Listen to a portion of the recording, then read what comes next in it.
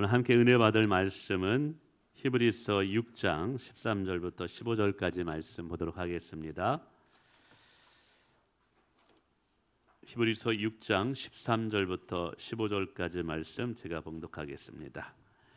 하나님이 아브라함에게 약속하실 때 가리켜 맹세할 자가 자기보다 더 큰 이가 없으므로 자기를 가리켜 맹세하여 이르시되 내가 반드시 너에게 복주고 복주며 너를 번성하게 하고 번성하게 하리라 하셨더니 그가 이같이 오래 참아 약속을 받았느니라. 아멘. 우리 옆에 분과 인사하겠습니다. 잘 오셨습니다. 축복합니다. 잘 오셨습니다. 민족의 명절을 맞이해서 많은 분들이 고향과 친척집을 방문한 것 같습니다. 또 그곳에서 풍성한 음식을 나누며 또 감사하는 시간들을 갖죠. 가정 예배지, 추석 명절 가정 예배지가 밖에 준비되어 있습니다. 그래서 추석 명절 아침에 민음 저희들은 감사 예배를 꼭 드리시길 바라겠습니다. 가져가셔서 제가 명절 때마다 늘 설교하는 주제는 복의 근원은 하나님이시다라는 것이죠. 오늘도 그래서 진정한 복은 하나님께로부터 온다라는 것을 설명드리고 싶습니다. 아마 제가 이렇게 이야기하는 것은 제가 어릴 때 저희 집이 유교 집안이라서 제사를 참 많이 드렸어요. 한 달에 한두 번 정도 꼭 드려서 제사 드릴 때마다 사실은 제사를 잘 드려야지, 잘 모셔야지 복을 받는다 라고 사실은 아버님도 그랬고 믿지 않았으니까요. 거기다가 사촌들도 그렇게 얘기했죠. 근데 저는 그때 신앙생활을 처음 하면서 이상하게도 제 마음에 성경을 읽는데 하나님께서 복의 근원이 되고 뿌리가 된다는 것이 믿어졌어요. 저희 아버지, 어머님이 저의 인생을 책임지는 것이 아니라 하나님께서 내 인생을 책임져 주시는구나. 그런데 이게 성령님을 통해서 그냥 자연스럽게 제 안에 들어왔어요. 그래서 과연 나는 누구한테 잘 보여야 되지? 우리 아버님한테, 우리 조상한테? 아니구나. 하나님께 내가 잘 보여야지. 그래서 그때 제사를 거절을 했죠. 그 일로 인해서 여러 가지 뭐 이런저런 소리도 많이 들었습니다. 근데 어린 나이에 사촌들과 또 형님들과 많은 어르신들이 제사를 드리는데 저 혼자 제사를 드리지 않겠다. 그러니까 사실은 무릎을 꿇고 절은 하지 말고 이렇게 잔만 돌려라 그런 게 있어요. 근데 제가 그렇게도 할 수 없습니다. 저는 하나님 앞에만 무릎을 꿇고 하나님 앞에만 예배를 드릴 것입니다. 어디서 그런 용기가 나왔는지. 그래서 이런저런 소리를 많이 들었어요. 그래서 제 마음 속에는 그런 환경 속에서 이렇게 자라오다 보니까 더 깊이 제 마음 속에 명절 때마다 우리 성도분들한테 다시 한번 각인시키고 드리고 싶은 것이 있는 거예요. 그것은 진정한 복의 뿌리는 하나님이시다. 복의 근원은 하나님이시다라는 것이죠. 세상 사람들은 추석을 맞이해서 복을 갈망합니다. 복을 얻기 위해서 조상 제사를 정성껏 잘 드려야 된다고 이야기하고, 그리고 연초뿐만 아니라 추석 연휴에도 무속인을 찾아가서 점을 보기도 하고, 얼마 전에 기독교 TV를 봤는데 충격적인 소식을 들었어요. 교회를 다니는 성도들 중에 20% 이상이 1년에 두세 번은 꼭 점집에 가서 점을 보고 상담을 한다는 거예요. 거기다가 젊은이들 20대는 타로점이다, 무슨 점이다. 그래서 거의 30%가 교회를 다니면서도 점집에를 다닌다라는 통계를 기독교 TV가 이렇게 한 거예요. 여러분, 우리 교인은 그러면 안 돼요. 정말 그러면 회개해야 되고요. 정말 복의 근원은 하나님이신 것을 아셔야 돼요. 오늘 성경은 복의 근원이 분명히 하나님이고 진정한 복은 영생의 복이다라는 것을 말씀하고 있다는 것이죠. 그래서 오늘 다시 한번 히브리서 6장 13절 15절을 또 읽어드리고 싶습니다. 하나님이 아브라함에게 약속하실 때 가리켜 맹세할 자가 자기보다 더 큰 이가 없으므로, 여러분 하나님보다 위대한 자가 없는 거예요. 여러분 무속인한테 가가지고 귀신을 통해서 여러 가지 상담을 받는 분들이 있더라고요. 요즘 뭐 TV 보니까 TV에도 아예 무속인들이 고정적으로 나와가지고 상담하는 프로그램이 있더라고요. 거기에 세상 문화에 미혹돼가지고 야 나도 이 고민이 있는데 목사님 찾아가면 매일같이 기도만 하라 그러고 명확하게 대답을 안 해주니까 무속인한테 한번 찾아가야 되겠다.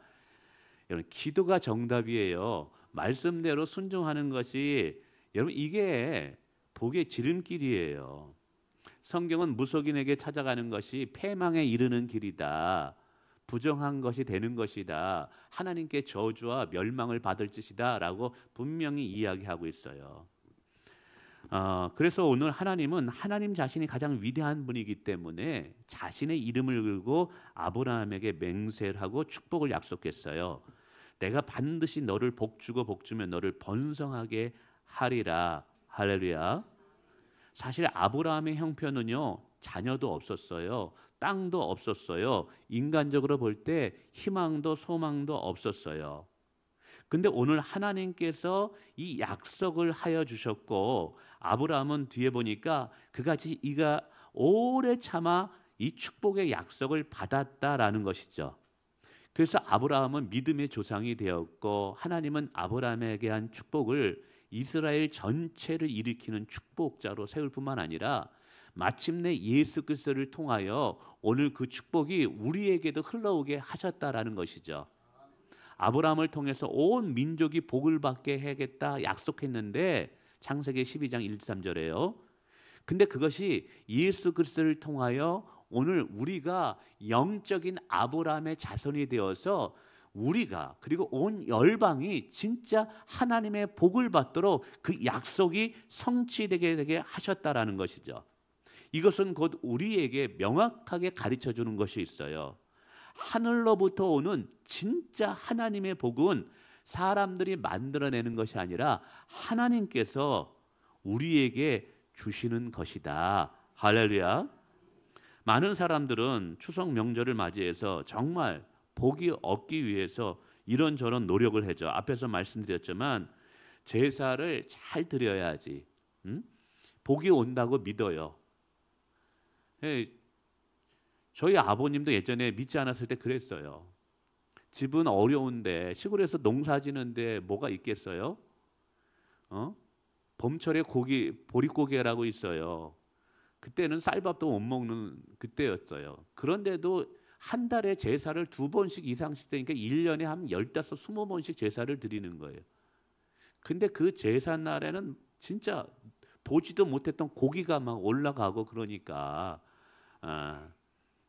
그 이유가 뭐냐면 제사를 잘 드려야지 복을 받는다라는 이야기. 그걸 계속 저한테 강조했던 것 같아요. 이제 나중에 아버님도 예수님 믿고 나서 이제 다 그거를 정리하셨지만 어떤 사람들은 아까도 얘기했지만 무속인들에게 말을 듣고 기륭을 점을 치기도 하죠. 근데 여러분 조상은 우리에게 복을 줄 수가 없어요. 조상은 이미 세상을 떠났다라는 사실입니다. 할렐루야. 그래가지고 제가 제사를 드리지 않는다 그러니까 이 호로자씨가 네가 어디서 태어난 줄 아느냐 뭐 사촌 형님들한테 이런 얘기도 많이 들었어요. 근데도 계속 복을 받으려면 제사를 잘 드려야 된다 그러더라고요. 그래서 제가 그랬어요. 어머니 아버님 저는 하나님을 나의 주인으로 삼고 나의 복의 근원으로 삼기 때문에 하나님 앞에서만 무릎을 꿇을 겁니다. 제가 제사를 드릴 수 없어요. 단 어머니 아버님이 살아계실 때 최선을 다해서 제가 효도할게요. 그랬어요. 아니나 다를까 저희가 6남매가 있는데 나중에 부모님을 모신 가정은 저희 가정이에요. 어머니 아버님이 돌아가실 때까지 어머님은 약 한 17년인가 8년을 저희가 모셨고요. 아버님도 거의 7, 8년을 저희가 마지막까지 모셨어요. 제사상을 아무리 잘 차려놓고 뭐 효도한다 한들 여러분 평상시에 불효하면 그게 무슨 소용이 있습니까? 그 죽어서 제사상을 아무리 잘 차려놔봤자 무슨 소용이 있겠어요. 살아있을 때 잘하시길 바랍니다. 할렐루야. 예. 무당이나 점술가는 미신적인 말로 사람을 속여요. 성경은 무속인의 말을 듣는 자는 미혹을 받아 반드시 멸망에 빠질 것이라고 경고하고 있다는 사실이에요. 돈이나 건강도 여러분 언젠가 사라집니다. 아무리 재벌이라도 죽음을 피할 수 없고요. 건강 관리를 해도 노화를 멈출 수가 없어요. 복은요, 사람이 만들어내는 것이 아니라 하나님께서 주시는 선물이기 때문에 그렇습니다. 우리 한번 가만히 생각해 봅시다. 왜 하나님이 복의 근원이 될 수 있을까요? 이유는 단순해요. 이 모든 세상의 만물을 창조하신 분이 하나님이시기 때문에 그런 거예요. 창조주가 하나님이라는 것은 모든 만물을 다스리고 모든 만물을 선한 것 가운데 인도하실 분이 하나님이시라는 거예요. 여러분 오늘 우리가 누리는 생명도 하나님이 주신 거예요. 오늘 우리가 호흡할 수 있는 것도 하나님이 허락하셨기 때문에 그런 거예요. 햇빛과 비, 여러분 이것도요 하나님이 허락하신 선물이에요. 뿐만이 아닙니다. 오늘 우리가 누리는 양식도 일용할 양식을 주옵시고 라고 기도하잖아요. 이 양식도 하나님의 선물이에요. 아니 목사님 내가 열심히 돈 벌어서 양식을 구했는데 아니에요.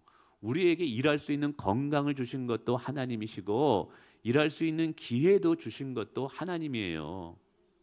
솔직히 여러분 대한민국에서 태어나지 않고 여기서부터 몇십 킬로 위 북쪽에서 태어났으면 여러분 어떻게 하시겠어요? 에? 북한까지 몇 킬로입니까? 얼마 되지도 않죠? 38선 너머에서 여러분이 태어나셨다면 어떻게 하시겠어요? 여러분이 수고하고 열심히 일해도 여러분 일용할 양식을 얻을 수 있겠어요? 그렇지 않아요. 그러니까 오늘 우리가 누리는 모든 것은 하나님이 허락하신 축복이라는 거예요. 여러분 혹시 친척분들이 추석 명절에 제사상 앞에서 절할 때 또한 세상 사람들이 무속인을 찾아 미신을 찾을 때 그리고 여러분에게 유혹해서 야 올해 명절에 한번 후반기에 어떤지 점집에 한번 가보자 용한 사람이 있대 여러분을 꼬드길 때 어떻게 하시겠어요? 여러분 오늘 우리는 사람 앞에 귀신 앞에 무릎을 꿇는 것이 아니라 하나님 앞에만 무릎을 꿇고 예배하고 하나님을 복의 근원으로 삼아야 될 줄을 믿습니다. 복은 사람이 주는 것이 아니에요. 귀신이 주는 게 아니에요. 진짜 참된 복은 천지를 창조하신 유일하신 여호와 하나님이 우리에게 주시는 줄 믿습니다. 그러므로 하나님을 가까이 해야 되고 오늘 아브라함처럼 하나님의 약속을 간절히 인내함으로 붙잡아야 돼요. 그럴 때 그가 오래 참아 약속을 받은 것처럼 우리도 반드시 복을 얻게 되는 줄 믿습니다. 지금 교회가 건축 중인데요. 우리가 목장별로 지금 건축 현장에 가서 기도를 해요. 이렇게 사진으로 봤을 때는 그런가 보다 하는데 막상 우리 모시고 가서 이렇게 기도 보면 와 이렇게 감탄을 해요. 저도 매일같이 건축 현장에 가서 기도를 합니다. 예전에는 이제 건축 현장 밖에서 기도했는데 얼마 전부터는 좀 안에서 기도해요. 제가 새벽 기도를 끝나고 집에 이제 돌아가면 한 7시 정도 되거든요. 그럼 7시 정도 되면 벌써 인부들이 7시에 출근을 해요. 7시서부터 일하고 한 3시 반 정도 일을 마치더라고요. 그러면 3시 반에 일을 마치고 문을 잠그고 가요. 그러면 그 이후에 제가 들어가요. 키번호를 제가 달라 그래가지고 알아서 문을 열고 들어갑니다. 그리고 지하까지 이 모자를 쓰고 계단 한 4-5개까지 하면서 밑으로 내려갑니다. 왜 내려가냐? 거기서 기도하러 내려가는 거예요. 그 바닥에 때로는 이렇게 무릎을 꿇고 때로는 그곳에서 두 손을 들면서 하나님을 찬양하면서 하나님의 은혜로 건축이 잘 될 수 있도록 하나님 앞에 기도합니다. 왜냐하면 이 하나님이 복을 주셔서 이게 되는 거거든요. 근데 어제는 이제 내려가서 하나님께 찬송하고 기도하면서 이렇게 위를 내려다보는데 이 지하가 한 13m까지 돼요. 그리고 벽에 커다란 골조로 이게 쫙 되어 있고 철근으로 다 되어 있어요. 그리고 H빔이 다 있어가지고 밑에서 이렇게 위를 내려다보면 뭔가 중압감과 압도감이 있어요. 제가 그때 변형한 생각이 스쳐가는 게, 야, 이거는 내 힘으로 할 수 없는 것들인데 어떻게 이런 일이 일어나지? 아니, 이건 내 능력, 내 실력 그 이상의 것들이에요. 이건 내가 할 수 없는 것들이에요. 하나님 앞에 고백했어요. 하나님, 이건 내 능력으로 할 수 없는 것들입니다. 그런데 어떻게 이런 일이 일어나고 있죠? 하나님, 이거는 우리 교회 능력으로 할 수 없는 일들인데 어떻게 이런 일들이 하나님 일어나게 되죠? 이게 굉장히 높아가지고 굉장히 누르는 압도감이 있어요. 거기 보면 뭔가 이게 그런 게 있어요. 와, 놀랍다. 이 철근의 크기와 콘크리트 이런 걸 보면, 야, 그때 하나님께서 내가 너에게 복을 준 것이다. 내가 지금 이곳에 일을 하고 있다. 그래서 제가 이제 기도하고 나와서 제 아내한테 얘기했어요. 여보, 내가 아무리 생각해봐도 이건 너무 감사해. 이건 내가 할 수 없는 일인데 어떻게 이런 일이 일어나지? 이건 내 실력과 내 능력으로는 내 인생에 이런 일이 일어날 수 없는데 어떻게 이런 일이 일어나지? 이건 천적인 하나님의 은혜고 하나님의 축복이야. 사랑하는 성도 여러분, 기억하십시오. 우리 인생의 진정한 복의 뿌리와 근원은 하나님이십니다. 그 하나님을 진정으로 우리의 복의 근원으로 아브라함처럼 믿음으로 살게 되잖아요. 여러분의 인생에도 여러분이 상상도 할 수 없는 여러분의 능력과 실력을 뛰어넘어서 되어지는 일들을 보고 깜짝 놀라는 일들이 일어날 줄 믿습니다. 하나님이 축복하시면 우리 인생에 그런 일이 일어날 수 있는 거예요.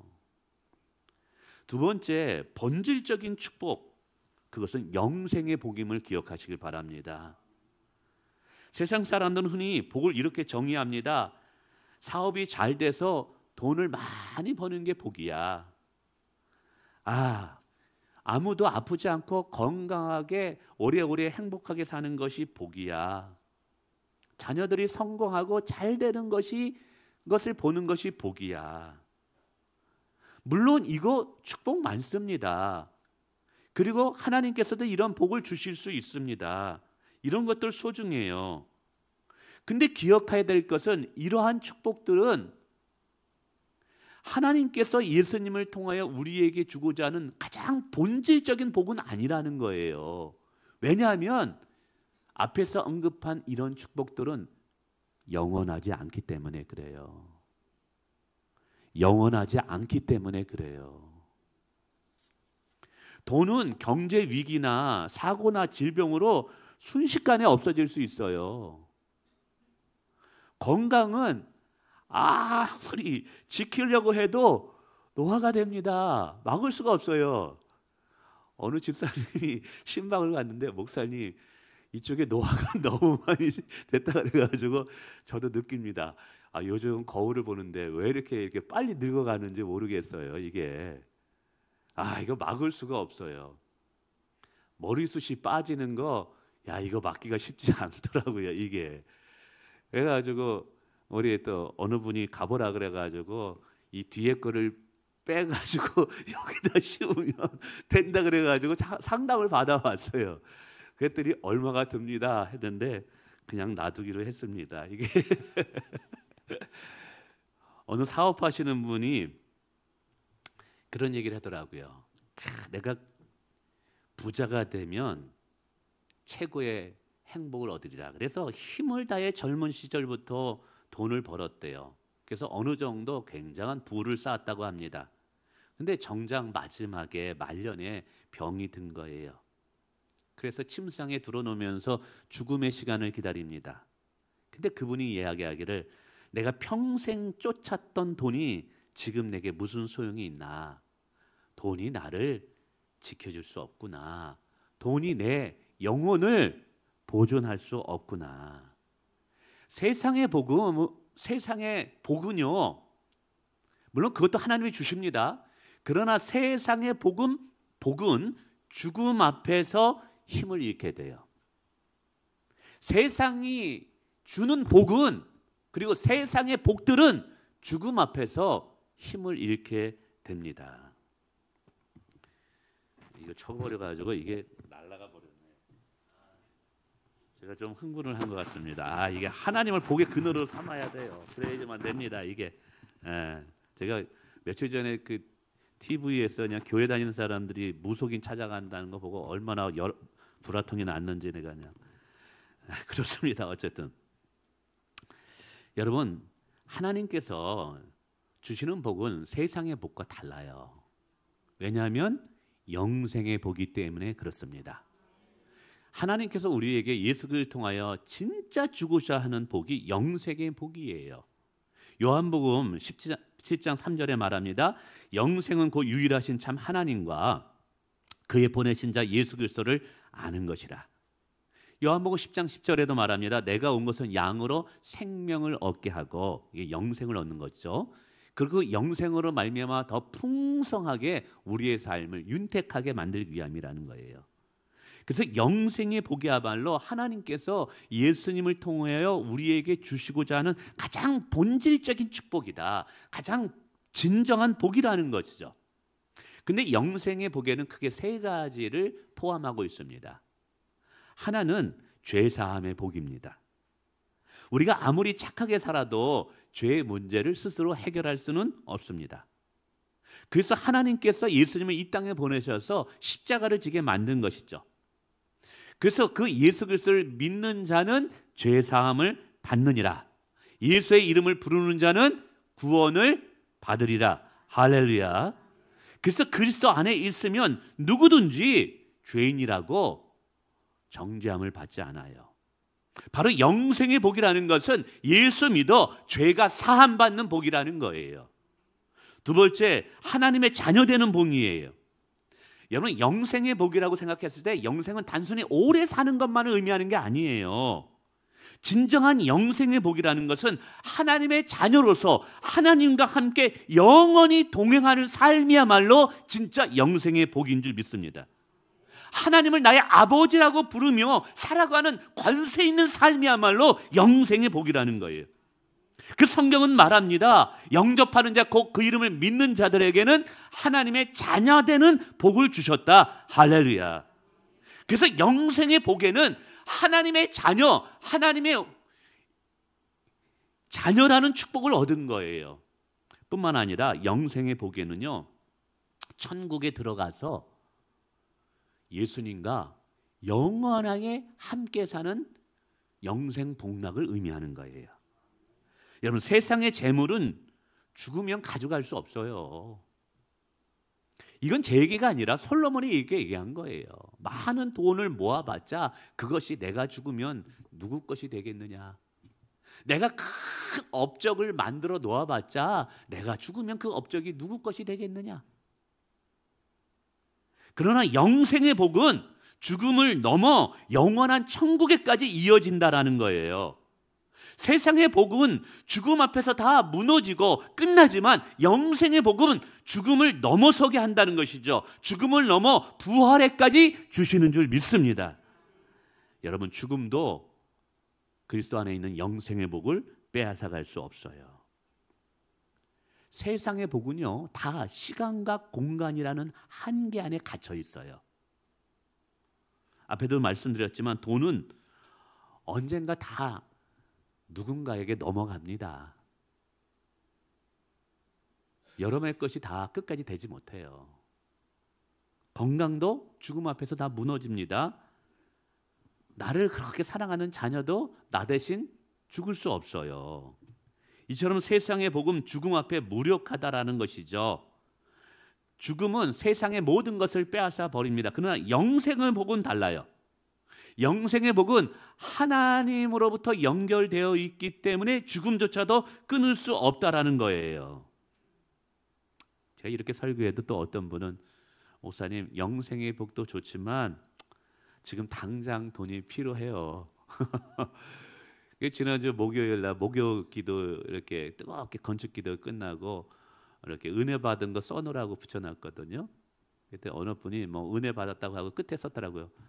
하나님 돈 좀 많이 벌었으면 좋겠습니다. 누군지 궁금해요.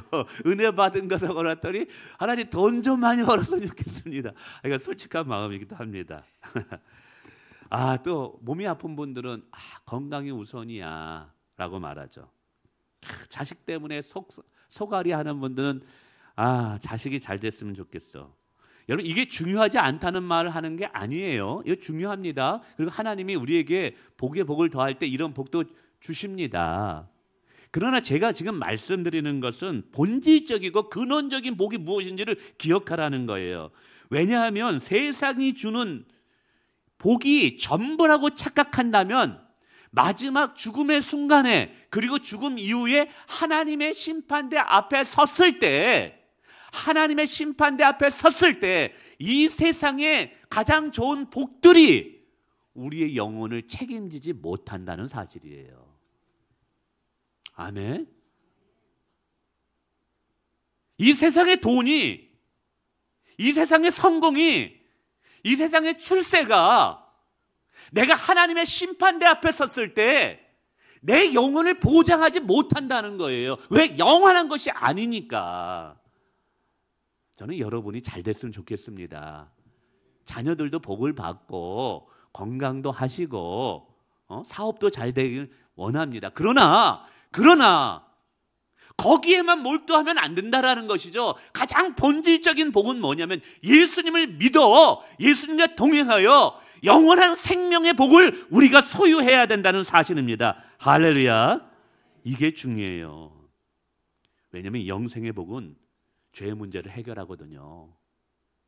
영생의 복은 죽음을 넘어서게 하거든요. 영생의 복은 우리로 하여금 천국에 들어가는 허가증을 허락하거든요. 세상 사람들이 말하는 복이 다가 아니라는 말이에요. 저는 그것은 그림자에 불과하다라는 거예요. 세상의 복은 잠깐뿐이라는 거예요. 예수 안에 있는 영생의 복이 영원하다라는 거예요.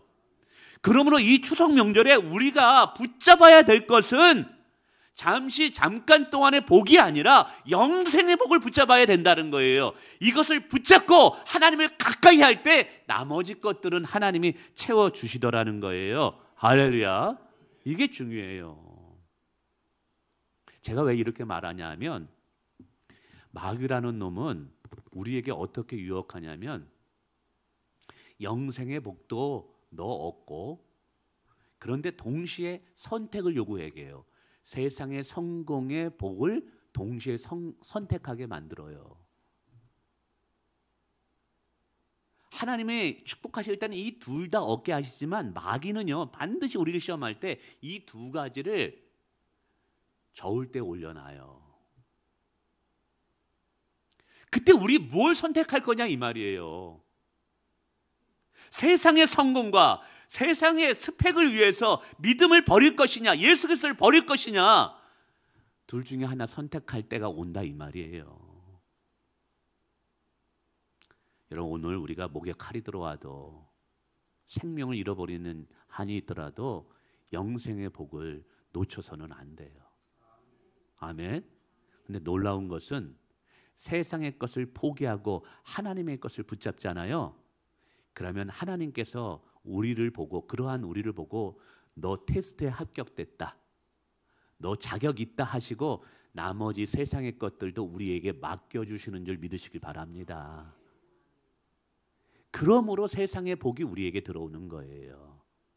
영생의 복은 팽개치고 세상의 복을 얻고자 세상을 쫓는다면 여러분 둘 다 잃어버리게 됩니다. 늘 말씀드리지만 복은 되어지는 거예요. 복은 주어지는 거예요. 하나님께서 허락하시는 거예요. 우리가 하나님을 먼저 찾을 때 하나님께서 나머지 것들을 채워주시는, 그래서 우리의 믿음을 보시고 우리에게 재정도, 넌 충성스러우니까 너 맡길 수 있어. 너 이 자리, 너 그 자리에 가도 네 믿음 흔들리지 않겠구나. 너 그 자리에 내가 너 세워줄게 하시는 이 축복들이 우리 가운데 오는 줄 믿으시길 바랍니다. 말씀을 맺습니다. 여러분, 이 명절에 우리가 누구를 복의 근원으로 삼아야 될까요? 하나님을 복의 근원으로 삼으시길 바라고요. 한 가지만 더, 사실은 이제 시간상 있지만 하나만 더 하겠습니다. 여러 가지가 있는데 어떻게 살까냐 하는데, 세상의 복에 미혹되지 말자. 두 번째가 하나님의 관계를 최우선으로 하자. 세 번째가 복의 통로로 살아가자. 근데 첫째, 둘째는 빼먹겠습니다. 복의 통로로 살아가자. 이게 뭐냐면 우리가 복을 받았으면 섬기는 자로 살아가야 되고 하나님의 축복을 흘려보내는 자로 살아가야 돼요. 명절이 되면 시댁에 가시는 젊은 우리 며느님들 있을 거예요. 가서 설거지 해야 되고 뭐 일해야 되고 굉장히 힘들고 피곤하잖아요. 스트레스 받고. 그래서 명절 때 부부싸움이 많대요. 명절 끝나고 이혼율이 그렇게 높아진대요. 근데 저는 여러분에게 부탁드립니다. 우리는 영생의 복을 가진 자들입니다. 그래서 하나님의 복을 흘려보내야 될 자들입니다. 시에 시자도 싫어하는 분들이 있다 그러더라고요. 시금치도 싫고 뭐 다 싫대요. 여러분, 가셔서 선교사로 가십시오. 뭐로 가라고요? 선교사로 가십시오. 그곳에 가서 다른 누구보다 열심히 섬기십시오. 딱 가가지고 밥 먹을 때 가고 밥 먹고 나서 챙겨가지고 딱 따오는 그런 며느리 말고, 정말 가서 먼저 섬기시고 최선을 다하십시오. 그리고 생각하십시오. 나는 영생의 복을 받은 자로서 복을 흘려받을 자로 이곳에 왔다. 영적인 이 가족의 선교사로 나는 이곳에 왔다. 하나님은 나를 통해서 영생의 복을 이 가족에 흘려보낼 것이다. 우리가 이렇게 섬기잖아요. 그럼 예수 믿는 며느리는 다른 애 말씀할 거예요. 그때 말씀하세요. 어머님, 진짜 복은요, 하나님이 주셔야 돼요. 진짜 복의 근원은 하나님이에요. 예수 믿고 우리 다 영생의 복을 받기 원합니다라고 여러분 전도할 수 있고 간증할 수 있는 여러분 되시길 주님의 이름으로 축원을 드립니다.